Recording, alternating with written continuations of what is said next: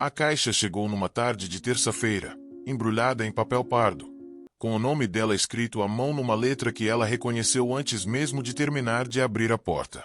Era a letra dele, arredondada nas vogais, inclinada para a direita como se as palavras corressem em direção a algum lugar que nunca chegavam. Ela ficou parada no batente por um tempo que não soube medir, segurando a caixa com as duas mãos como quem segura algo vivo, algo que pode escapar ou morder. Dentro havia frascos. 7 frascos de vidro âmbar, tampados com rolha de cortiça, cada um com uma etiqueta manuscrita colada com fita adesiva amarelada. Os nomes eram bonitos, como nomes de lugares ou de espécies de flores que ninguém mais cultiva: valeriana composta, extrato de passiflora e mel de abelha nativa, tintura de espinheira santa com camomila alemã. Ela leu cada etiqueta 2 vezes. Havia uma nota dobrada entre os frascos, num papel de carta que cheirava a cedro e ao perfume específico que ele usava, aquele que ela nunca conseguiu identificar em nenhuma loja, nenhum catálogo, como se ele o produzisse internamente, secretado pelos próprios poros. A nota dizia: para o que te aflige, para dormir, para o sistema nervoso que você machuca tanto. Toma 3 gotas em água morna antes de dormir. Não é remédio de médico. É cuidado. É meu. Ela leu a nota mais uma vez e depois a dobrou com uma precisão que ela mesma não entendeu, como se houvesse uma maneira certa de dobrar aquele papel e ela precisasse encontrá-la. Ela colocou os frascos sobre a mesa da cozinha e ficou olhando para eles por um longo tempo. A tarde entrava pela janela lateral e acendia o vidro âmbar de dentro, e os frascos pareciam guardar alguma coisa acesa, alguma coisa que pulsava. Ela pensou que deveriam parecer ameaçadores, e não pareciam. Pareciam bonitos. Pareciam cuidado. Pareciam exatamente o que a nota dizia que eram.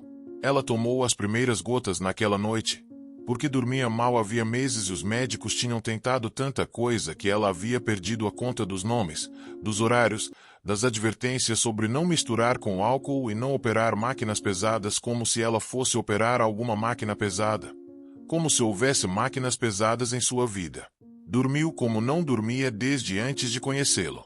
Dormiu como afogada, como pedra, como os mortos que não sonham. Segunda. Eles tinham se conhecido num jantar de uma amiga comum cujo nome ela às vezes esquecia, o que a perturbava, porque a amiga era real, existia, tinha rosto e voz e um apartamento no Funcionários onde serviu aquele risoto que ficou um pouco cru no centro do grão, mas que todo mundo elogiou de qualquer forma. Ele tinha chegado tarde, sozinho, com uma garrafa de vinho que ninguém conhecia, feito por uma vinícola pequena numa cidade do interior que ele pronunciou com uma intimidade que sugeria que ele havia estado lá, que havia caminhado entre as videiras, que sabia o nome do homem que colhia as uvas. Ela tinha percebido que ele a olhava desde o momento em que sentou à mesa, mas não com a urgência de quem deseja, e sim com a paciência de quem estuda, como um botânico diante de uma planta que ainda não classificou. Ela tinha achado isso irritante e depois tinha achado que estava errada sobre a irritação, que na verdade era atenção, que a atenção era o que ela precisava, que havia tanto tempo que ninguém prestava atenção nela com aquela qualidade particular, aquela concentração. Ele tinha ficado do lado dela até meia-noite, falando sobre coisas que ela não sabia que a interessavam, ervas medicinais e seus princípios ativos, a diferença entre um curador e um médico, a história de como o conhecimento das plantas foi sistematicamente destruído durante séculos e como havia pessoas que ainda guardavam esse conhecimento nas margens, nas periferias do que se considera saber oficial. Ela tinha bebido o vinho dele e ouvido e achado que estava sendo seduzida por ideias, o que lhe parecia uma forma superior de sedução. No final da noite ele tinha escrito o número dele num guardanapo de papel, o que ela tinha achado antiquado e depois tinha achado encantador. E ela tinha colocado o guardanapo na bolsa com o cuidado de quem guarda um documento importante. O primeiro mês foi inteiro assim: ideias, conversas, o vinho que ele sempre trazia de lugares que ela não conhecia, a atenção que não diminuía nem quando ela falava de coisas banais, de problemas no trabalho, de brigas com a irmã, das insônias que a acompanhavam desde os 28 anos. Ele ouvia tudo com aquela mesma qualidade de presença, aquela concentração botânica. E ela começou a sentir que estava sendo conhecida de uma maneira que não havia sido conhecida antes. Terceira. Os frascos âmbar foram os primeiros de uma série. Depois vieram outros, em embrulhos menores, deixados na porta, passados pela janela do carro, entregues por uma menina que ele mandava de bicicleta e que nunca sabia nada além do endereço. Para o cansaço, para a ansiedade, para a digestão que ele dizia que estava sobrecarregada pelo estresse, para o fígado, para o sono leve dos últimos dias, para a tristeza que ela havia mencionado numa mensagem de madrugada que ela pensou que ele não havia lido com atenção, mas que ele havia lido com tanta atenção que ela deveria ter desconfiado. Ela não desconfiou. Achava que era cuidado. Achava que era amor, na forma de ervas e tinturas e extratos, amor que se manifestava como conhecimento do corpo dela, como capacidade de perceber o que estava errado antes que ela soubesse nomear. Ela mostrou os frascos para o médico que a acompanhava havia anos, um homem seco e pragmático que descartou tudo com um gesto da mão e disse que não havia evidência científica para aquilo, que ela deveria manter o tratamento convencional, que homeopatia e fitoterápicos não substituíam a medicina baseada em evidências. Ela saiu do consultório sentindo que o médico era limitado, que havia coisas que a medicina oficial não queria ver. Essa foi a primeira vez que a narrativa dele entrou na cabeça dela com aquela forma, com aquele contorno. Não foi ele que disse, seu médico é limitado. Foi ela que pensou isso. Mas pensou usando um vocabulário que havia aprendido com ele, uma gramática de desconfiança em relação ao que era oficial, ao que era convencional, ao que era prescrito por instituições que tinham, segundo ele, interesses no adoecimento das pessoas, porque adoecimento era mercado. E mercado tinha donos, e donos tinham interesses que não coincidiam com o bem-estar de ninguém. Ela foi diminuindo as consultas aos poucos. Primeiro espaçando, depois cancelando, depois deixando de remarcar. Não parou de tomar os medicamentos que o médico havia prescrito de uma vez só, porque isso ela teria percebido como uma ruptura. E rupturas ela percebia, era sensível a elas. Foi cortando aos poucos, meio comprimido aqui, uma dose a menos ali, até que os frascos de remédios ficaram cheios demais para seu ciclo de renovação e ela começou a deixá-los vencer sem renovar. Ninguém notou, porque ela havia aprendido, sem perceber que estava aprendendo, a não falar sobre ele para as pessoas que poderiam ter uma opinião contrária.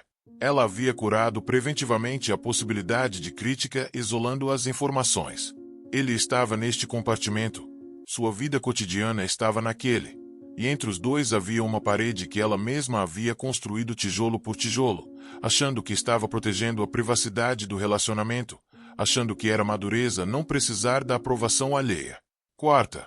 A primeira vez que ela sentiu algo que deveria ter reconhecido como alarme foi numa tarde de sábado, quando ele chegou sem avisar e encontrou a irmã dela na sala. A irmã era 2 anos mais velha. Tinha aquele tipo de inteligência prática que às vezes parece rudeza, mas que é, na verdade, apenas economia de linguagem, a recusa de usar mais palavras do que o necessário. Ele e a irmã trocaram cordialidades e a irmã foi embora mais cedo do que havia planejado.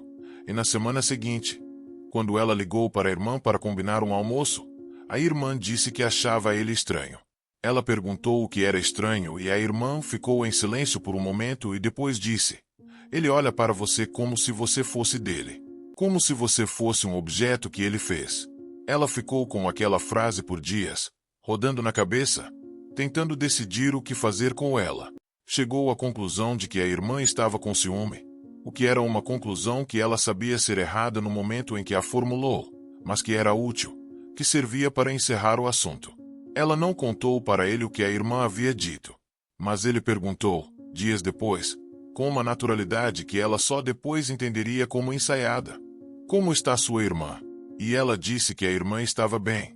E ele disse que havia sentido uma energia estranha naquele encontro, que talvez a irmã não estivesse confortável com o nível de felicidade que ela, a narradora desta história, havia alcançado, que havia pessoas assim, que se sentiam ameaçadas pela felicidade dos outros, que não sabiam celebrar.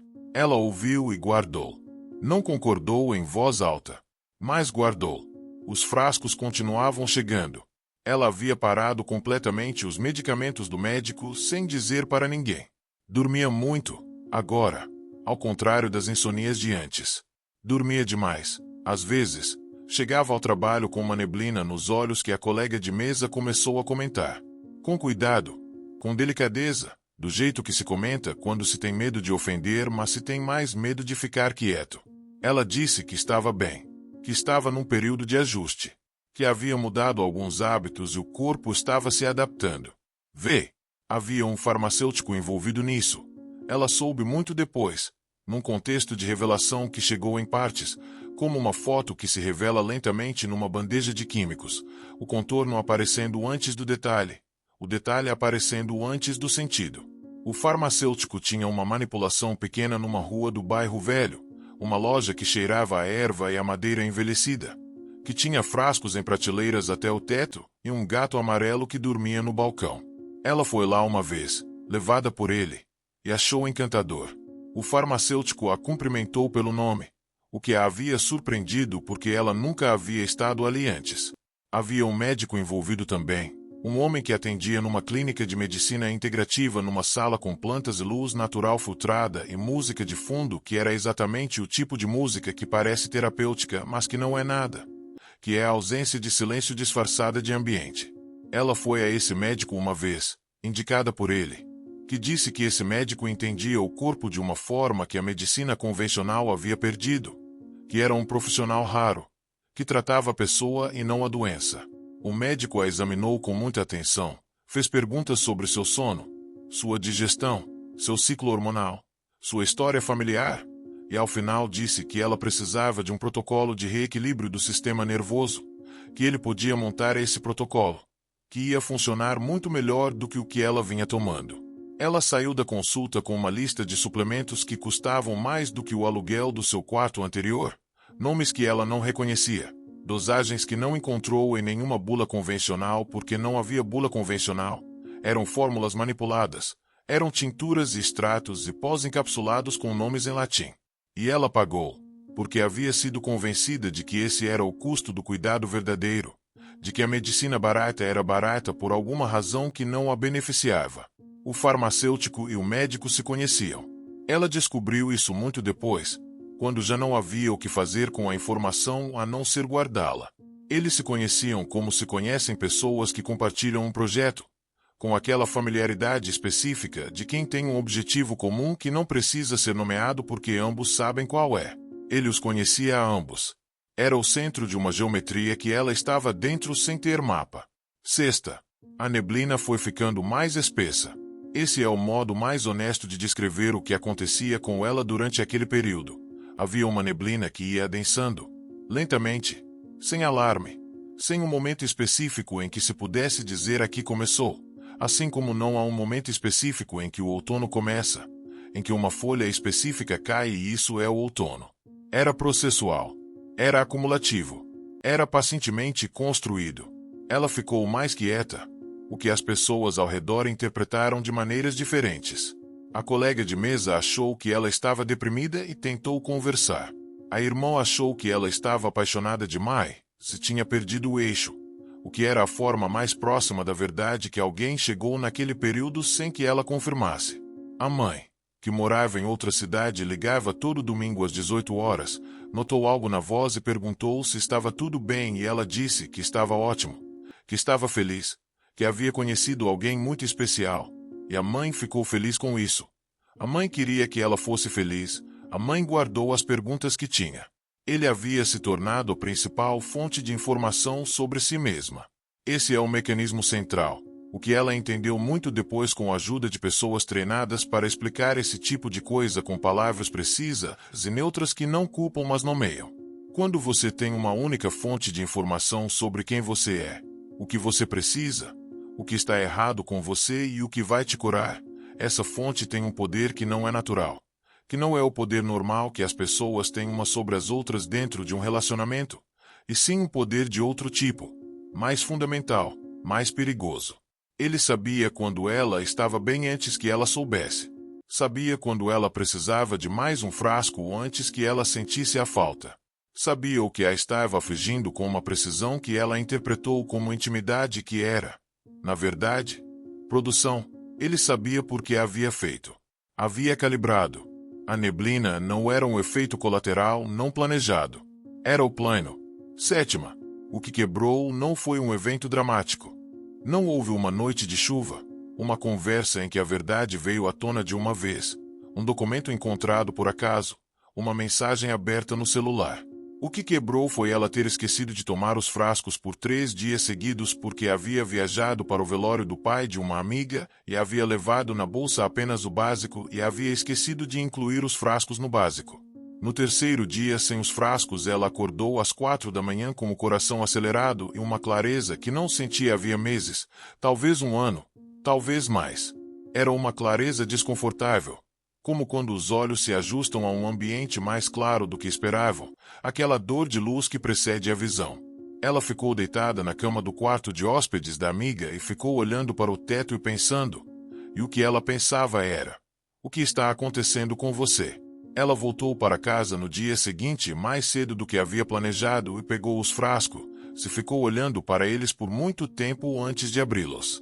Leu as etiquetas com cuidado, as mesmas etiquetas que havia lido centenas de vezes, os mesmos nomes bonitos de lugares ou flores, e pela primeira vez perguntou para si mesma: mas o que é isso realmente?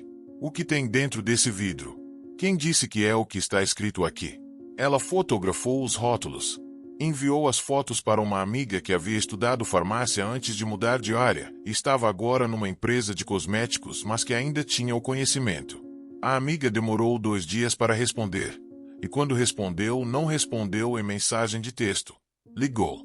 Disse que algumas coisas nas fórmulas eram inofensivas, que algumas eram sedativas em doses que dependiam muito do que havia nos outros frascos em conjunto, que a combinação de certas coisas criava efeitos que isoladamente não existiriam, que ela precisava parar de tomar tudo aquilo imediatamente e ir a um médico de verdade para fazer exames.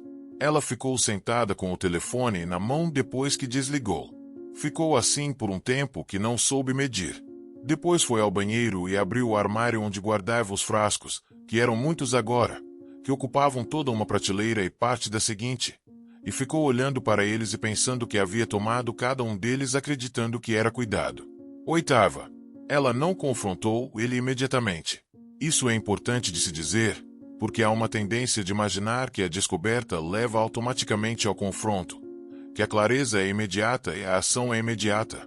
Mas não foi assim. Ela continuou os frascos por mais algumas semanas porque a interrupção abrupta a assustava. Porque a amiga farmacêutica havia dito que algumas coisas não se interrompem de uma vez, porque ela precisava de tempo para entender o que havia entendido. Ela foi a um médico.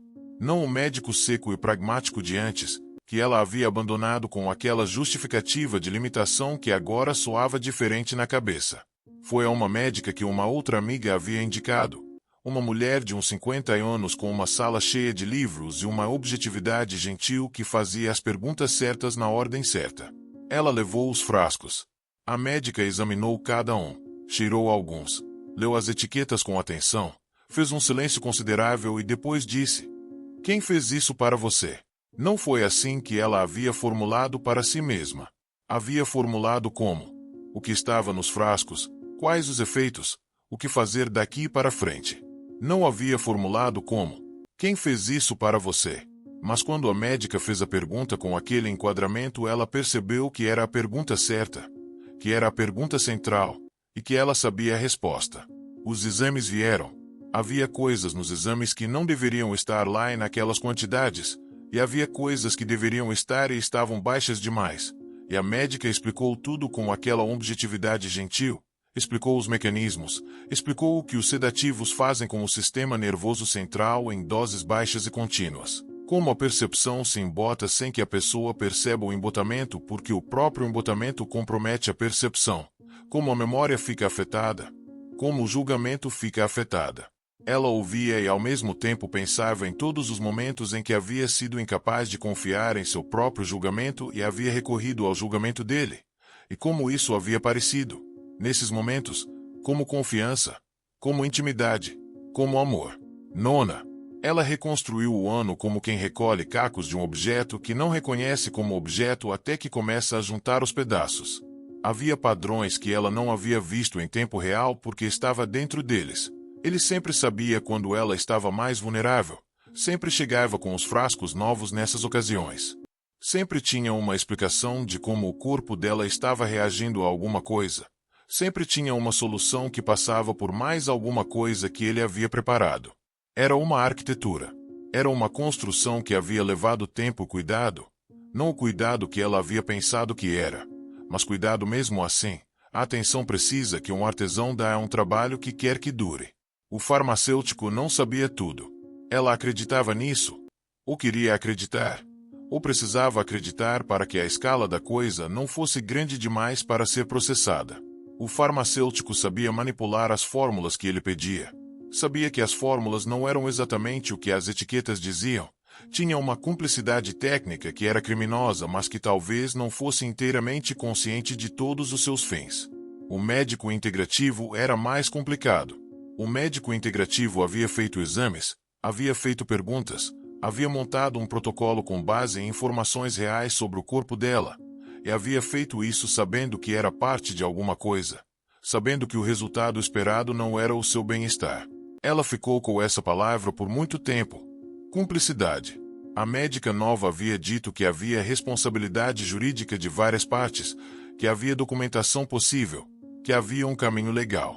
A irmã, quando soube, quis acionar tudo de imediato.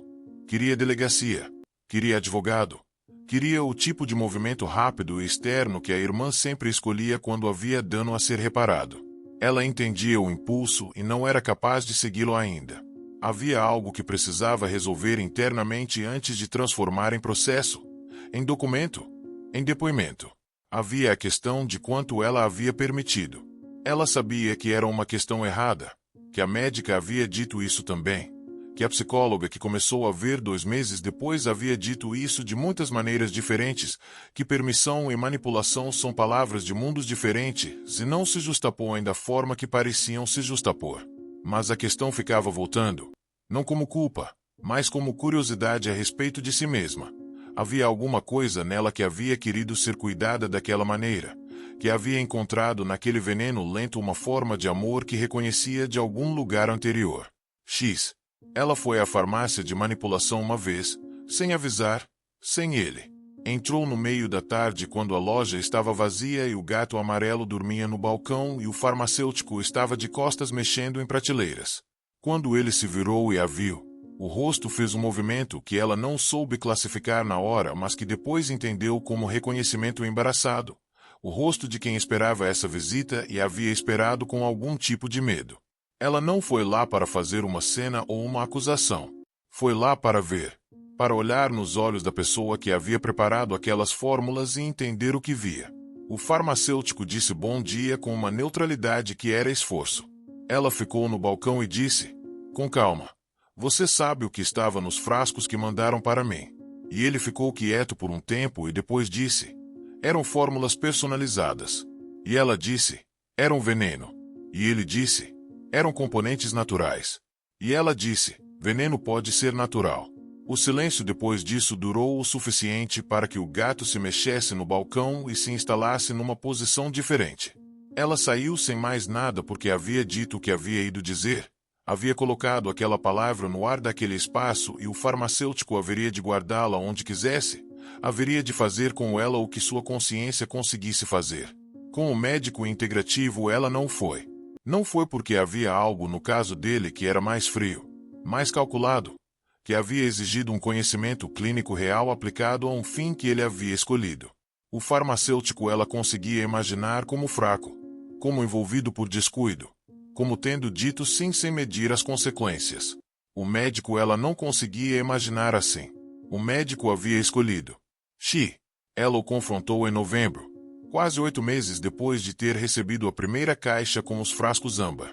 O encontro não foi num lugar neutro. Não foi num café ou numa praça. Ela foi ao apartamento dele, que havia sido um lugar de muitas horas de sua vida, que guardava a memória de conversas e jantares e daquele vinho de vinícolas que tinham nomes de cidades que ele havia visitado e ela nunca. Ele abriu a porta com aquela familiaridade de quem não espera surpresa, de quem tem a própria vida suficientemente organizada para que surpresas sejam raras. Quando viu o rosto dela entendeu que havia algo diferente. E ela viu que entendeu, e viu que quando entendeu não ficou com medo mas ficou em guarda, que são coisas diferentes. Ela disse, eu sei o que estava nos frascos. E ele disse, O que você acha que estava nos frascos? Não foi uma pergunta genuína. Foi uma estratégia. O reflexo de alguém treinado para não confirmar, para transformar acusação em opinião, para mover o chão embaixo de quem está de pé. Ela estava esperando isso, ou havia se preparado para a possibilidade, e não se moveu. Disse: eu tenho exames, tenho laudos, tenho as fórmulas das receitas. E ele ficou quieto. O silêncio dele durou mais do que ela esperava. Havia imaginado negação, havia imaginado elaboração, havia imaginado a mesma retórica de cuidado e conhecimento alternativo e medicina limitada. Não havia imaginado silêncio. O silêncio foi mais difícil do que qualquer retórica teria sido, porque no silêncio não havia nada para rebater. Havia apenas ela e ele e o que havia acontecido entre eles.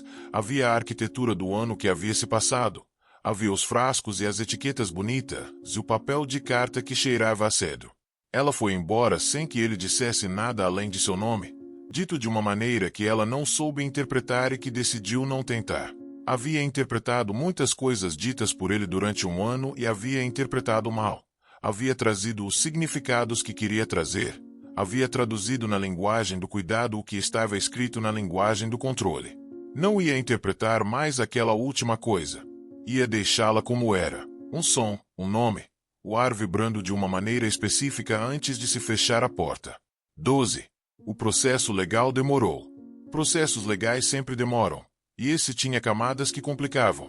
A questão de provar intenção, a questão de estabelecer o nexo entre as fórmulas e os efeitos, a questão do farmacêutico que havia cooperado parcialmente mas não completamente, a questão do médico que tinha licença e registro e um currículo que tornava mais difícil sustentar o argumento de má prática deliberada. O advogado era competente e honesto, que são qualidades que às vezes andam juntas e às vezes não, e nesse caso andavam, e o advogado havia dito desde o início que o caminho seria longo. Ela não estava tão focada no processo legal quanto a irmã achava que deveria estar. Estava focada em outras coisas, em reaprender a confiar nos próprios julgamentos, que a psicóloga chamava de recalibração e que ela chamava de voltar a ser ela mesma. Embora soubesse que o si mesma para o qual estava voltando não era exatamente o mesmo de antes, que não se volta exatamente para o mesmo lugar depois de uma viagem como aquela, que havia algo que ficava diferente para sempre e que a questão era o que fazer com o diferente. Ela voltou ao médico seco e pragmático que havia abandonado. Marcou consulta e foi e sentou na cadeira de sempre e quando ele perguntou por que havia sumido ela disse a verdade. Toda a verdade, incluindo a parte em que havia pensado que ele era limitado, incluindo a parte em que havia trocado o tratamento dele por frascos com etiquetas bonitas. Ele ouviu sem interromper, o que era incomum para ele. E quando ela terminou ele ficou quieto por um momento e depois disse: eu deveria ter percebido que algo estava errado quando vocês passou as consultas. Ela disse: eu não teria dito a verdade se você tivesse perguntado. E ele disse: eu sei. Mas eu deveria ter perguntado. Foi uma conversa pequena sobre uma falha compartilhada, e havia algo nessa partilha que era mais curativo do que qualquer coisa que ela havia tomado nos frascos âmbar. 13. Ela não jogou fora os frascos imediatamente. Isso era algo que a psicóloga havia notado e comentado com cuidado, perguntando o que significava para ela manter os frascos, o que ela esperava que ficasse com eles, o que temia que fosse embora se os descartasse. Eram perguntas boas. Eram perguntas para as quais ela não tinha respostas prontas, e a ausência de resposta pronta era, segundo a psicóloga, frequentemente o lugar onde as respostas reais moram. O que ela sabia era que havia algo nos frascos que não era só o veneno. Havia o desejo de ser cuidada que havia existido antes dele, que havia continuado existindo depois, que existia independentemente de qualquer coisa que ele havia feito. Havia a insônia real dos anos anteriores, o sistema nervoso real que ela machucava com as cobranças, a solidão real que havia tornado aquela atenção botânica tão difícil de resistir. Essas coisas eram dela, eram anteriores, eram verdadeiras, e ele havia encontrado essas coisas e havia usado essas coisas, e a pergunta com a qual ela ficou não era porque ele havia feito isso. Porque essa pergunta tinha respostas que a psicóloga e o advogado e a irmã podiam ajudar a formular. A pergunta com a qual ela ficou era: o que faço agora com esses lugares em mim que são reais? Em março ela despejou os frascos todos de uma vez, no tanque do quintal da irmã. numa tarde de sol que a irmã havia insistido que fosse ensolarada porque momentos assim deveriam ser com sol.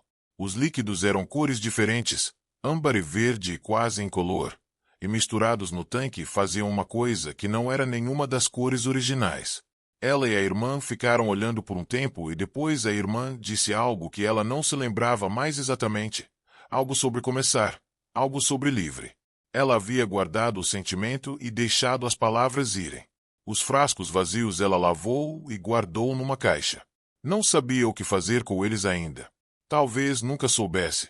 Havia a possibilidade de que algumas coisas não precisassem de uma conclusão para poderem ser carregadas, que algumas perguntas fazem parte do peso de uma vida e não precisam de resposta para serem legitimamente suas. Epílogo. No inverno seguinte ela dormiu mal por 3 semanas seguidas, o que era familiar de um jeito que não era mais assustador, que era apenas uma coisa que acontecia com ela às vezes, que tinha tratamento, que tinha acompanhamento, que era parte da sua história e não seu destino. Ela foi ao médico seco e pragmático, que não era mais tão seco depois das conversas que tinham tido, que havia desenvolvido alguma coisa que ela ainda não sabia nomear, mas que era um aquecimento na direção dela, uma atenção que não era botânica, que não estudava para classificar, mas que notava porque se importava. Ela tomou os remédios que ele prescreveu. Remédios com nomes ingraciosos, bulas em papel fino, advertências sobre não dirigir nas primeiras semanas, sobre não misturar com álcool, sobre os horários que não devem ser pulados. Remédios que a medicina baseada em evidências havia desenvolvido ao longo de décadas de testes, que tinham efeitos adversos conhecidos, que tinham contraindicações documentadas, que não tinham etiquetas bonitas nem cheiravam a cedro, que vinham em blisters de plástico e papel cinza. Ela os tomava às 11 da noite, com água, sem cerimônia. Não havia nada de especial no gesto. Era apenas um gesto cotidiano, repetido, monótono na sua consistência, parte de um cuidado que não tinha aura nem narrativa, que era só o que era. Uma tentativa honesta de manter o equilíbrio do sistema nervoso de uma mulher que tinha insônia e que merecia dormir. Ela dormia. Às vezes bem. Às vezes mal. Às vezes com os sonhos que não queria ter e que chegavam de qualquer forma. Que tinham os frascos âmbar e a luz da tarde dentro do vidro e a letra dele no papel de carta que cheirava a cedro. Ela acordava desses sonhos e ficava quieta no escuro por um momento, orientando-se, lembrando onde estava, lembrando quem era, fazendo o inventário das coisas que eram dela e das coisas que não eram mais. E depois voltava a dormir. Porque era isso que havia para fazer? Porque era isso que se faz, volta-se a dormir, volta-se ao dia, continua-se.